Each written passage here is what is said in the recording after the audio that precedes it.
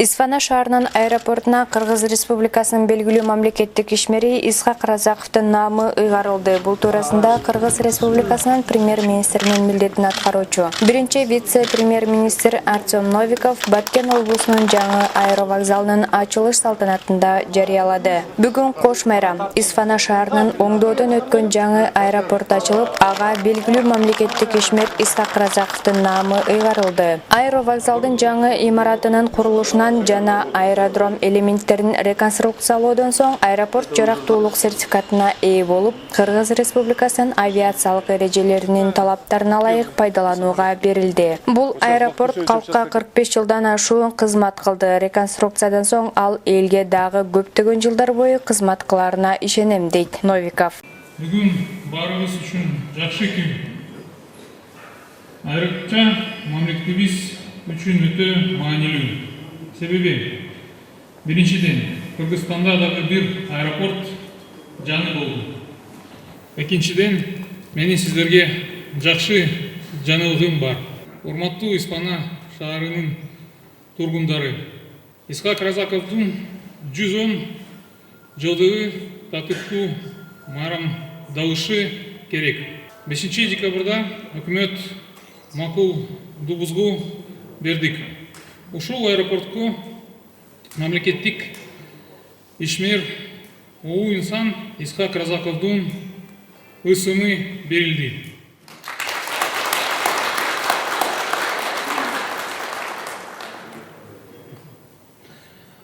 Барыңыздарды чын дилимден куттуктаймын. Урматтуу мекендештер, Исфана аэропорту стратегиялык маанилүү объект. Бул аэропортко жалпысынын 58 миллион сом каражат жумшалды. 2019 жылы жаңы аэровокзал салынган. Пандемия карабастан 2020 жылы аэродром ремонт болду. Аэропортко жарайт деген сертификат берилди. Эми ушул аэропортко Avra RJ-85, BE-146 жана башка самолеттор коно алат. Ошондой эле бардык вертолеттор конот. Исфана аэропорту 45 жылдан ашык иштеп жатат. Дагы көп иштейсиң.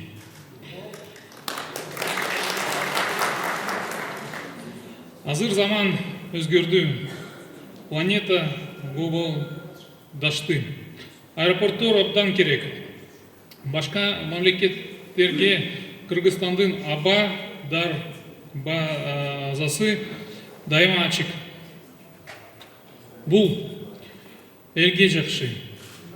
Өкмөт башчынын милдетин аткаруучу иш-чаранын катышуучуларынын маанилүү инфраструктуралык объектинин ачылышы менен куттуктап, аэропорттун ачылышы жемиштүү иштин жыйынтыгы болуп саналаарын белгиледи. Мындай аэропорттордун ишинин жанданышы менен биздин өлкөнүн аба майданы бардык өлкөлөр үчүн ачык экендигин айтууга болот. Жыл сайын республикада 2 миллиондон ашуун адам авиациялык тейлөөдөн колдонот жана 22 000 тонна жүк ташылат. Республиканын авиакаттамдарынын географиясы кеңейүүдө. Бүгүнкү күндө дүйнөнүн 31 өлкөсүнөн учуулар ишке ашырылууда жана бул багыттагы иштер уланат, дейт премьер-министрдин милдетин аткаруучу. Андан соң Артем Новиков Исфана шаарында тургузулган Исхак Разаковдун эстелигине гүл коюп, ошондой эле биздин доордун көрүнүктүү мамлекеттик жана саясий ишмерлеринин музейине барды.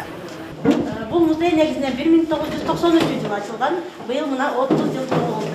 Түрткү болгон токтомдор. Аксыз тамактын уюштурулуусу, акты менен кызылча өндүрүү боюнча мамлекетибиз планда ашы менен жөнгө алды. Рыбачеге биринчи жолу поезддин келиши.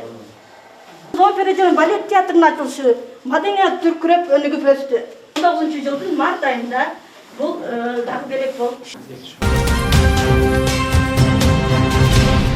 Ошондой эле Кыргыз Республикасынын премьер-министринин милдетин аткаруучу биринчи вице-премьер-министр Артем Новиков Баткен облусуна жумушчу сапарынын жүрүшүндө Кадамжай районунун Кадамжай шаарындагы жугуштуу оорулар ооруканасынын курулушунун жүрүшү менен таанышты. Кыргыз Республикасына гуманитардык көмөк берүү алкагында курулуп жаткан медициналык мекеменин имараты жыйынтыкталуу алдында турат. 2 корпустан турган 214 койка орунга ылайыкталган оорукана 5-7 күн ичинде пайдаланууга берилмекчи. Курулуп жаткан имаратты көрүп чыккан соң Артем Новиков курулуш иштерин ыкчамдатууну белгиледи. Буга катар премьер-министрдин милдетин аткаруучу курулушта бардык нормалардын сакталышын жана куруучуларга тийиштүү иштөө шартын камсыздоонун маанилүүлүгүн белгиледи. Белгилей кетсек, Өзбекстан Республикасы тез курулуучу конструкциялардан турган 2 медициналык мекемени курууга көмөк көрсөтүү чечимин кабыл алган. Ооруканалардын бири Бишкек шаарында, ал эми экинчиси Баткен облусунун Кадамжай районунда курулууда.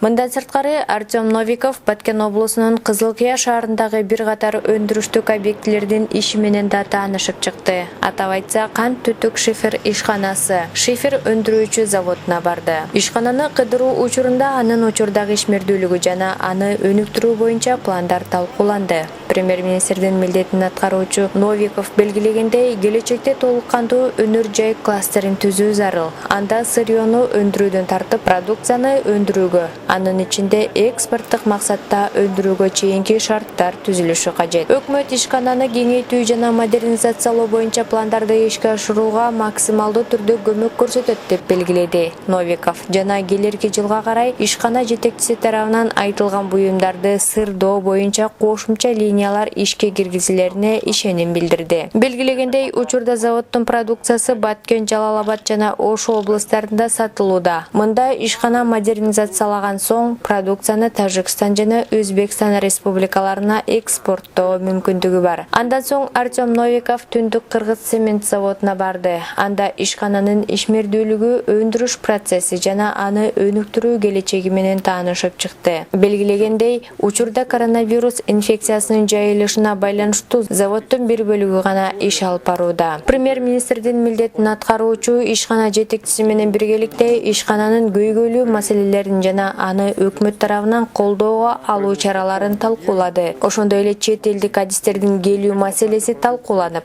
алар менен биргеликте ишкананы модернизациялоо, анын ичинде заводду толук өндүрүш кубаттуулугуна чыгаруу үчүн өндүрүлгөн продукция көлөмүн жогорулатуу маселеси иштелип чыгат. Натыйжада келечекте продукцияны Өзбекстан Республикасына экспорттоого мүмкүндүк ачылат. Жыйынтыгында премьер-министрдин милдетин аткаруучу 450дөн ашуун адамды жумуш менен камсыздап турган Кызылкыя тамеки заводуна барды. Завод көп убакыттан бери токтоп турат жана жетекчилиги тарабынан анын ишин жандандыруу жана модернизациялоо боюнча аракеттер кабыл алынган эмес. Премьер-министрдин милдетин аткаруучу ишкананы кыдырып чыгып Баткен облусундагы өкмөттүн ыйгарым укуктуу өкүлүнө эл аралык өнөктөштөр менен биргеликте тамеки өстүрүү, аны ферментациялоо жана тамеки буюмдарын өндүрүүчү ишканаларга экспорттоочу толук кандуу тамеки кластерин түзүү маселесин карап чыгуу тапшырды. Ишкананын модернизациясы жергиликтүү калк үчүн жумуш орундарын түзүүнү, социалдык, анын ичинде республикалык бюджетке каражаттарды чегерүүнү камсыз кылат. Биз мындай демилгени ар дайым колдойбуз, деп сөзүн жыйынтыктады.